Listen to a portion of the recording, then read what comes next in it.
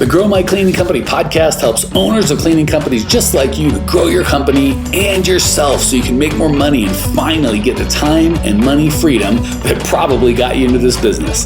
Discover how to automate and create systems that allow you to grow like crazy without losing control. If you dig the show and want to show some love, subscribe, rate, and review on iTunes. It really helps. Enjoy the show. What is up, Cleaning Nation? Lindsay B here, back with the amazing Tracey Thompson. And we are always excited to be here, but we have like a theme going of like different paradigm shifts that we're helping you to recognize as an entrepreneur, not just as a business owner, or just as a worker, but as an entrepreneur mindset, that whole stakeholder mindset, shareholder, stakeholder. I guess they're the same thing. Yeah, they are actually. Yeah. I'm just thinking about steak, apparently. You got steak on your mind. But anyhow, in episode, I believe it was episode 856, we talked about why being nice isn't always actually nice, quote, unquote.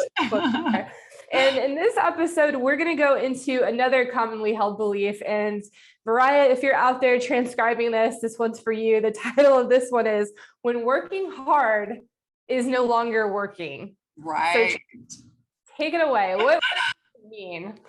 Oh my goodness. Well, first of all, hello, Clean Nation. We're back.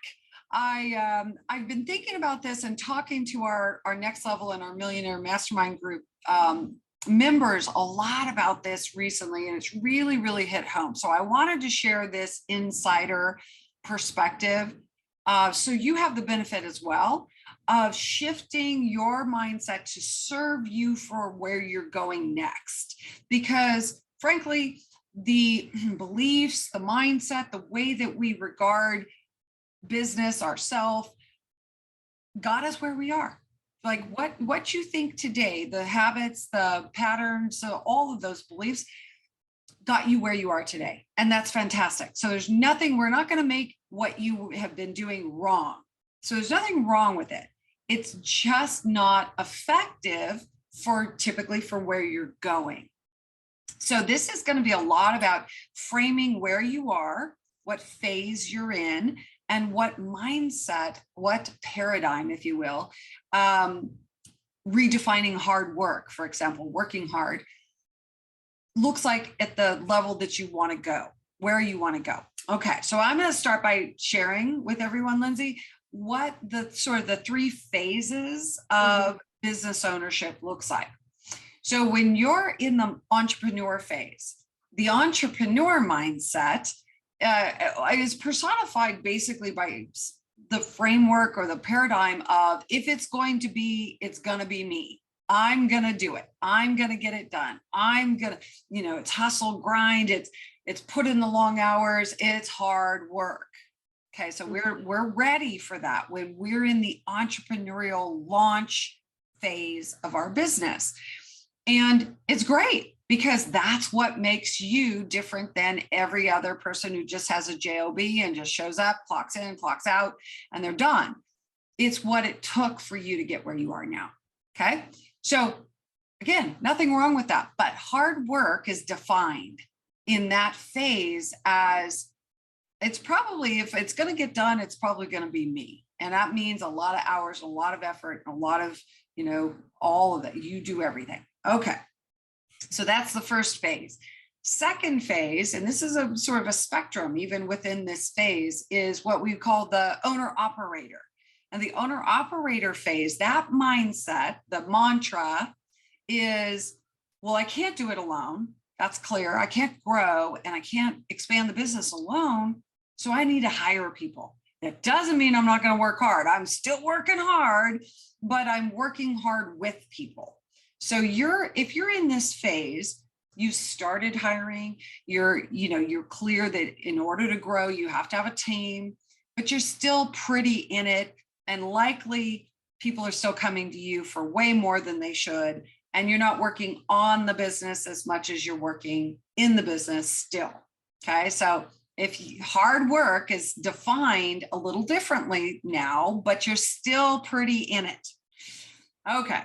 Then we have a third phase. And this is where I believe everybody here who's listening to this podcast out there in Clean Nation wants this third phase. The third phase is the shareholder, the stakeholder, as you were saying. Lindsay, all right. Yeah, where you get to eat lots of steak. That's amazing. So, you're like, that's not what it means. Shareholder. So the shareholder mindset or the paradigm, a lot of people think that this is a circumstance, that it is a condition that you become, that suddenly you find yourself in one day by virtue of changing the business. And it's not true. It's actually backwards. You have to think like a shareholder first in order to become the shareholder, to evolve from entrepreneur to owner operator to shareholder. So what does shareholder, what's the difference, right? What does hard work mean? So this is where hard work in the traditional old paradigm of the entrepreneur, for example, doesn't work anymore. You cannot hold on to that paradigm of hard work and be a shareholder. So being a shareholder means you create jobs for others. You don't do jobs. So you're not creating jobs for yourself. You're creating jobs for others. You ask the question, how do we become more efficient? Not how do we become more productive? Being productive, by the way, just means doing more with the same amount of work, with the same amount of time. It's like, how do we cram more into an hour? Where efficiency and shareholders ask, how do we do less and get more? How do we get more output with less input, less effort? So hard work doesn't even have a place in this mindset in the traditional sense. So now you're really, truly starting to run your business as the architect, as the one who is the conductor, right? And if you think about the big companies we all know about, there's big names that we are all familiar with. They're not the ones out there on the showroom floor. They're not in the warehouse. They're not in the supply chain, getting in there and doing the work. They're overseeing. They're the true architect. So how do we go from one phase to another, right, Lindsay? It's like, what do we do? How do we move from that? Well, the first is we've got to recognize what our stories are about hard work to begin with. Like when you have something come up in your business, let's say you're trying to delegate, right? You're trying to create systems and you're trying to hire a team and not do as much. But if in the back of your mind, you're saying, yeah, but I'm the owner and I'm responsible. And if I don't jump in and do it, whatever that fire is, a team called out, something happened, whatever, some crisis happens, and you're always the one that they call. And your mindset is, nobody cares like I do. If it's not going to be me, it won't get done or won't get done right. It's, I'm responsible. I have to be the one to do it. That's at best owner operator mindset and not shareholder. So first thing is recognizing, what stories are you telling yourself about hard work and being in it and your sense of responsibility in terms of it having to be you? And Lindsay, you and I have talked about this a lot. This is where it comes, that trust. We hear this a lot. Well, I don't know if I can trust people to do the same job or care the same way or, be like me. Right. And that holds them back from truly becoming and adopting this shareholder mindset and behaving as such. So I think what would be useful maybe is I'm going to ask you to throw out, Lindsay, we've worked with our people so often. What do you find is I've got to work hard in my business example that we see a lot when people first come into the program? Yeah, well, we do see at the initial beginning of working with people that there's a common thread that when people are trying to get out of cleaning, the common thing we'll hear is, but no one does it like me, or my clients won't want anyone else cleaning but me. Like they will just walk away if I'm not the one cleaning. That's one that pops up first in my mind. Sure. So the version of work hard in this case is also emboldened or embodied with the stories of backup stories of my clients won't like it. Nobody will do it like me. Nobody cares as much. So do you see how those are support stories in, if it's going to be, it has to be me, that keep you from ever going to the shareholder position? Because as much as you'd like to think that's a team problem, that's a them problem, not me problem, guess what?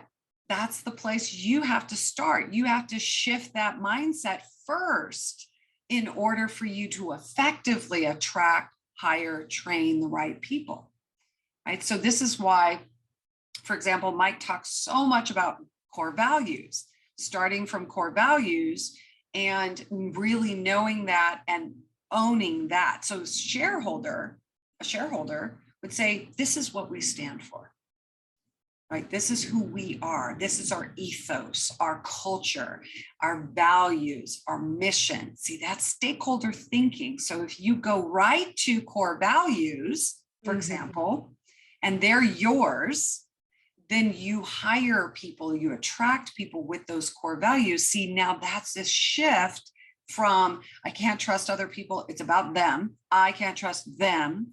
They don't care. They're not the, right? To, wait, I'm going to flip that. As a shareholder, I set the tone. I set the whole culture, the ethos. I'm the leader. And so, of course, I trust my values. I trust my mission. So it's really about developing more self-trust. Believe it or not, it looks on the surface like you have to trust other people. But if you trust yourself more and you tell yourself these stakeholder, shareholder stories about authority and ownership and authenticity in a new way, you start to be able to shift this non-trust of other people better, easier. Yeah. It sounds like, Tracey, the more we talk about these shifting your mindset and paradigms in these podcasts, almost like a series we're doing, I guess. Yeah. All right. It's amazing how there's a couple of common themes. It's first, you have to kind of anticipate, like kind of start before you're ready to shift into that new mindset, that new space.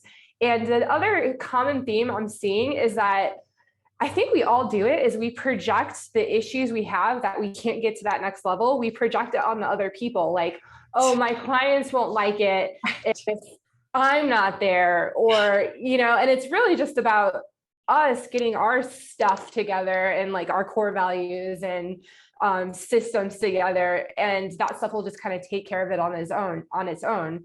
Don't you think that's kind of like a common? Yeah. Totally agree with that. That is such a good point, Lindsay. It's such a great point.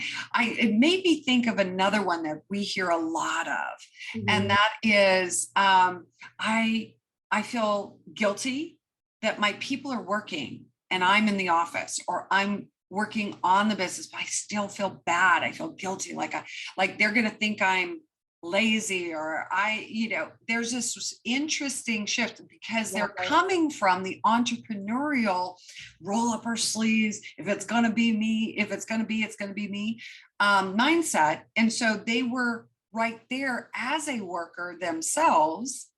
And I've heard owners say this: I would never ask, this is such a killer. I would never ask someone to do something I wouldn't do myself. And I'm like, man, that is going to eat your lunch. Oh, give me an example of what that looks like what situation that happens in, you see. So it starts typically with cleaning, right? Okay. In this context, they would say, well, I'm not going to send somebody out there and do a job that I would never do. or that I'm not willing to do, or I'm not ready to do, any version of that. What that is you're associating yourself as the owner. You're not acting like an owner. You're not thinking like the owner. You're associating equally with your workers. And that worker mindset will never get you to shareholder, ever. So good. You will never be able to expand and grow and scale while you're still associated with the worker mindset. And so you're over identifying with the workers. So let me take a different, let me give you an example. So now let's say you go, all right, I want to grow. So I need a whole client attraction, a new client attraction funnel. I need Facebook ads. I need, a landing page, and I need a form that captures their, I need all of this stuff. Now I've got this mentality, the entrepreneur, that says, I would never ask somebody else to do something that I'm not willing to do myself, or I can't do myself. And what do? You start trying to learn Facebook ads. And then you go, and meanwhile, what's happening to your business? Nothing. That's what's happening, right? Because now you've diverted all your attention away to something you're not good at. You don't really understand. It's hard for you to do. You've got no guidance. You're just kind of stumbling in the dark, as an example.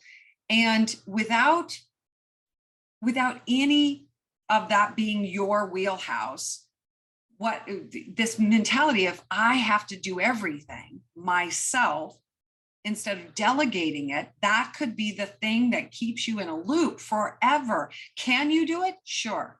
With enough, with enough fail and trial and error and, Google and YouTube, you could probably figure it out eventually. But that's a great example of, do you have to be the one that does everything in order to grow your business? Absolutely not. Should you be doing your own payroll?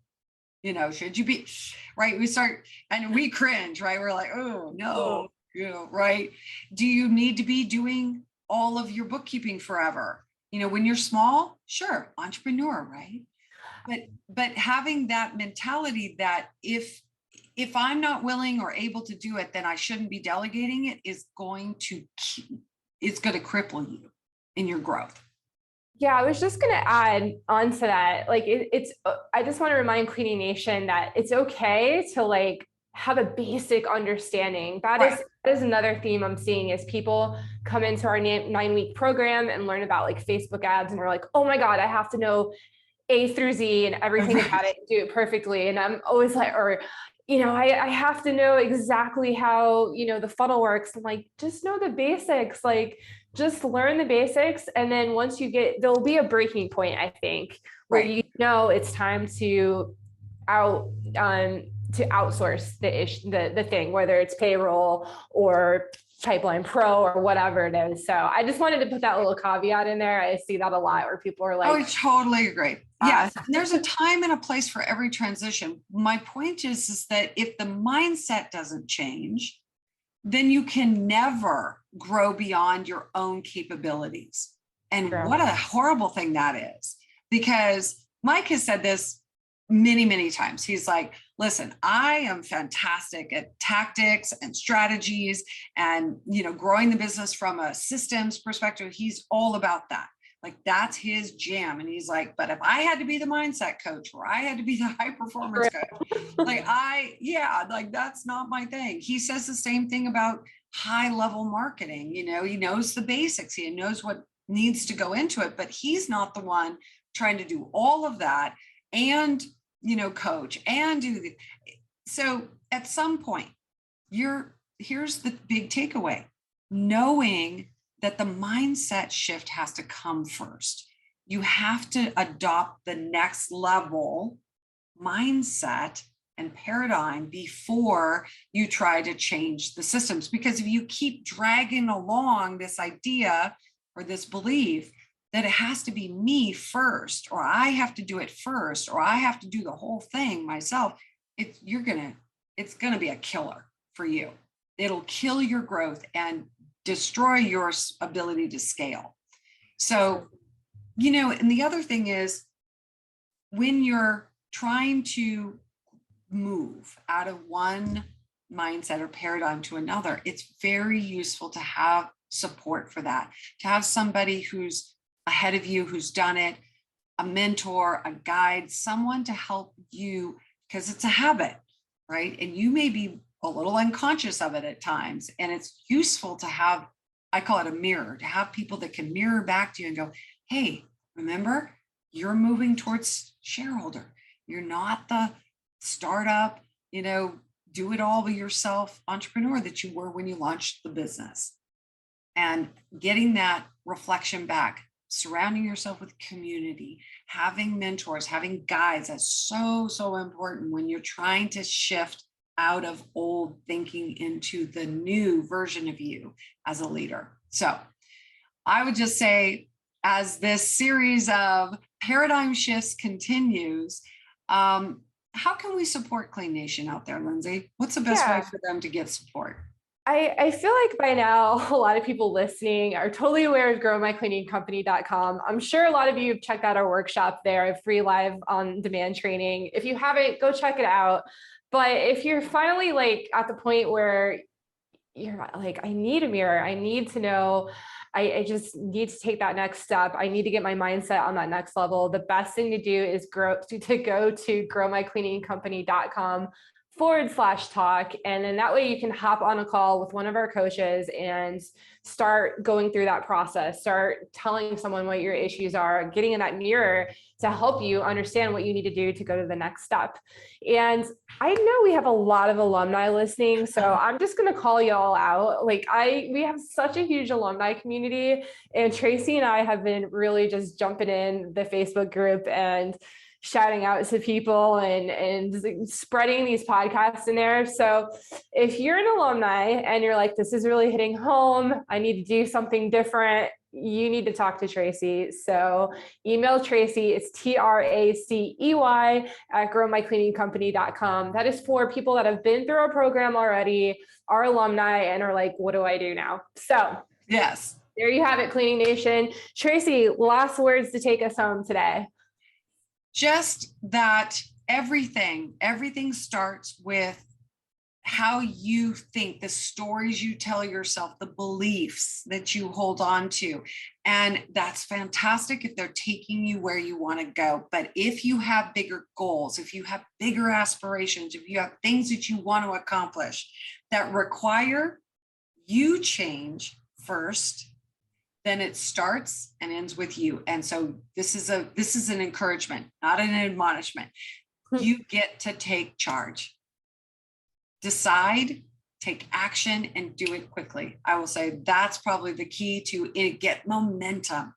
Take that step, get outside your comfort zone, adopt a new way of regarding yourself and your own identity, and get help, get support. If it's not us, get somebody that is going to be on your side, that's going to help you hold up that mirror. Okay. Oof, couldn't have said it any better. Thank you so much, Tracey. Cleaning Nation, we will catch you next time. Bye-bye. Bye.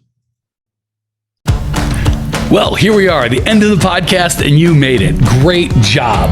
I've got a little bonus for you for sticking through with me, but like I mentioned before, if you got value out of this podcast and you want to show a little love, subscribe, rate, and review on iTunes, Spotify, wherever the heck you're listening to this thing. Share with a friend, share the love. And as a special thank you for those of you that stuck with me to the end, how about I give you my personal phone number so we can text? It's a great way for me to get to know you, your business, your goals personally. So shoot me a text now, 602-932-6431. That's 602-932-6431.